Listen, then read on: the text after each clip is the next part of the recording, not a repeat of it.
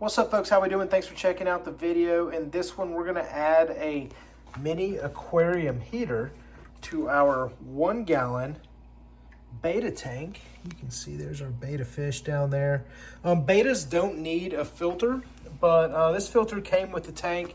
We like to run it, and we keep the LED light on about half the time. But it's a neat little kit, right? Well, it's Georgia, and we're getting to be into fall and a few months away from winter, and it's starting to get in the 60s in the house at night, and I'm afraid that, you know, the water is going to get too cold for the beta. So I've picked up the Auomii mini aquarium heater.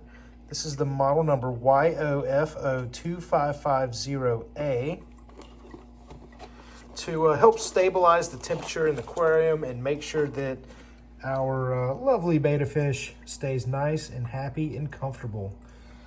So this is how it comes packaged.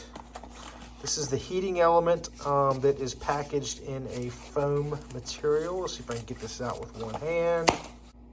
There we go. This is our mini heating element. This is what goes in the water.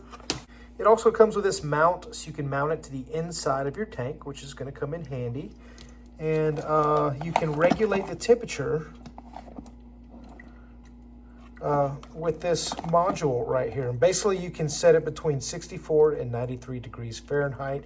We're looking for about 72, 73 for this beta fish. So let's go ahead and get it set up, and I'll show you how it looks. All right, we've got the mini heater installed right here in the corner of the tank, right by where the water flows at. So it's going to help dissipate the heat and keep the water equally warm.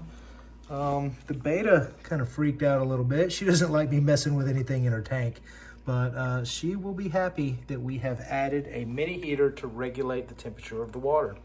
Thanks for checking out the video. Hope it's been informative. Y'all take care.